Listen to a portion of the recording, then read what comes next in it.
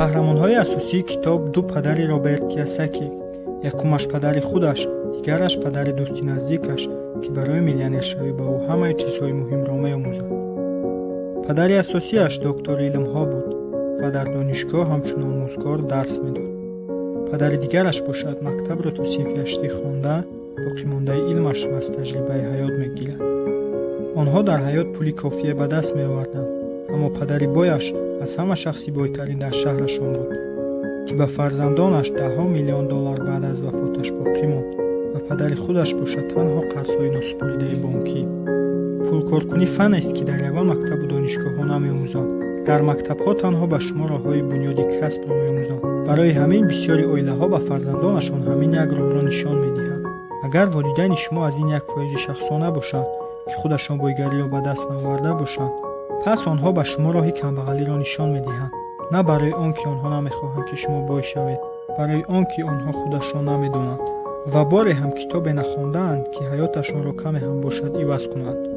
бисёриҳо фикр мекунанд, ки пули зиёд мушкилиҳои моро ҳал мекунад, вале пули зиёд не, балки донише ки дорем барои ба даст овардани ин пулҳо дар ҳақиқат ин аст ҳалли ҳамаи мушкилиҳои мо. яъне ки хатогии бисёре аз мо дар он аст, ки мо барои пул кор мекунем, қувва ва вақти зиёдро сарф мекунем барои маоши хуб. бале дар аввал бояд кор кунем барои ба даст овардани сармояи аввал, вале агар бой шудан хоҳед, бояд коре кунед, ки пул дар шумо кор кунад ва бисёртар пул биёрад. барои ин мо бояд ду истилоҳи молиявиро донем: фаъол ва ғайрифаъол. даромадҳои фаъол ин чизҳое ки даромади шуморо зиёд мекунанд. ғайрифаъол бошад баръакс. ҳама чизҳо метавонад фаъол ва ғайрифаъол шавад. масалан, шумо мошин доред, дар як моҳ 500 сомон дар он сарф мекунед. пас ин мошинатон ғайрифаъол аст. лекин агар ин мошинро ба маблағи 500 сомонӣ ҳар моҳ ба иҷора диҳед, дар ин ҳолат даромади фаъол мешавад. ба даромадҳои фаъол дохил мешаванд тиҷорат, амволҳои ғайриманқулие ки фоида меоранд, аксияҳои ширкатҳо ва ғайраҳо.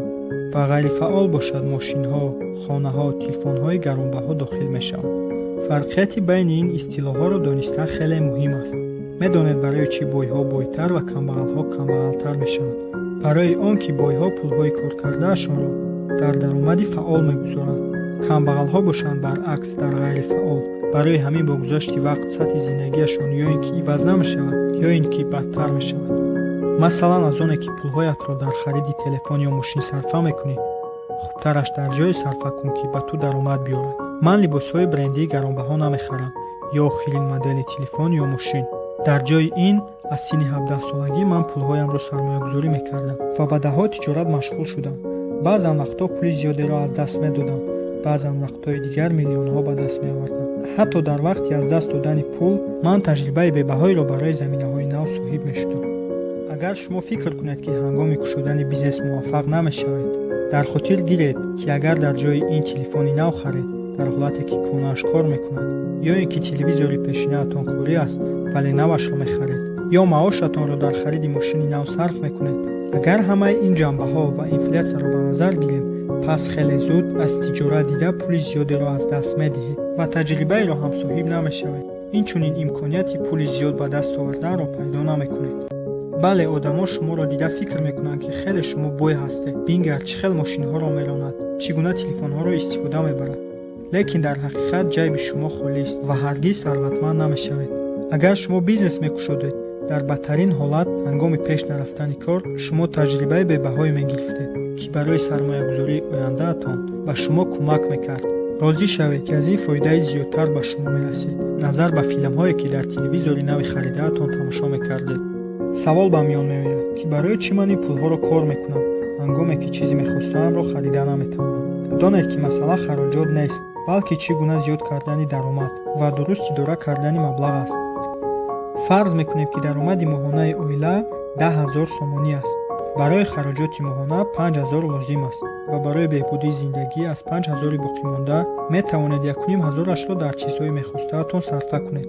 3500 сомони боқимондаашро метавонед дар ягон даромади фаъол сармоягузорӣ карда, имконияти зиёд кардани даромадро то 12-15 000 пайдо кунед. муҳим нест, ки шумо чӣ қадар пул кор мекунед, муҳим он аст, ки шумо чӣ қадарашро ҷамъ мекунед. нақши аз ҳама муҳиме, ки аз ин китоб шумо метавонед омӯхта, ин: шахсони дорои психологияи камбағалӣ як ҳаёт баҳри пул кор мекунанд ва фикр мекунанд, ки зиёдшавии маош ҳамаи мушкилиҳои онҳоро ҳал мекунад. одамоне ки психология баръаксро дора ҳастанд, ҳангоми ҷамъ кардани пули муайян пулҳояшонро гардиш медиҳанд ва ҳаракат мекунанд, ки пулҳо дар онҳо кор кунанд ва ба ин восита даромади худро афзоиш диҳанд.